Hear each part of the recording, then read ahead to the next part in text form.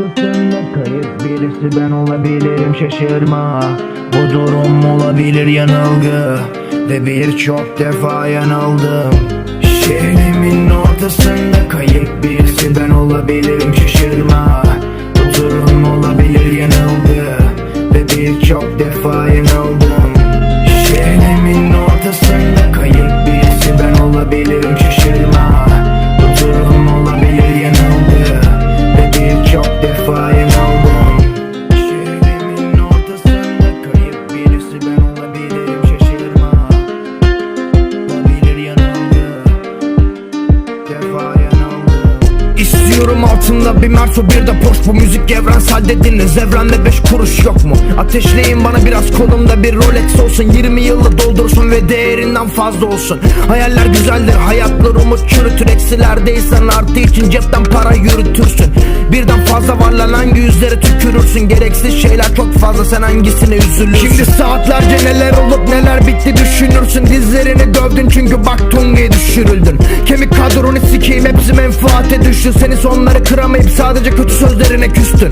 Ah be çocuk, hala büyüyemedin, olsun doğru insanla yanlışında pek bir farkı yoktu. Çok da yordu 1-2-1-2 diye de kayıt şekli yoktu ama olsundu. Zaten benden sonra böyle oldu. Şehrimin ortasında kayıp birisi ben olabilirim, şaşırma. Bu durum olabilir yanılgı ve birçok defa yanıldım.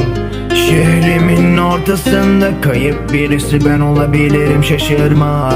Bu durum olabilir yanılgı ve birçok defa yanıldım. Şehrimin ortasında kayıp birisi ben olabilirim, şaşırma. Bu durum olabilir yanılgı ve birçok defa yanıldım. Şehrimin ortasında kayıp birisi ben olabilirim, şaşırma. Bu durum olabilir yanılgı ve birçok defa yanıldım. Aslı astarına denk bir fikir nasıl olur lan? Ehemmiyetimi düşünmesen keyfiyette çok şımarma. Cebinde kredi kartı satın alırsın insanı, bir de sorgulamadığı kalır. KDV'sine kadar bunların al. Allah'ın hepsi senin olsun. İzlerim bu basamaktan, insanlara yazık oldu. Bir de bir kahvenin lan 40 yıl hatırları da oldu. İmalattan artan para kimlerin ceplerine doldu. Bakınız efendiler, ihanetle çok sınavda kalk diyorsunuz efendiler. Efendilik nerede kaldı? Bir çocuk düştü, kimse kaldırmadı, yerde kaldı. Annem düşenin dostu olmazlardı, bu konuda çok haklıydı. Bense artık bu dünyada güven kaybettim. Bulabilene teşekkür ettim, şimdi onu yok eder misin? Bu silah o kadar kötü, o kadar acımasız bir şey ki bu dünyada bir ton birey bir ton yürek kaybetti.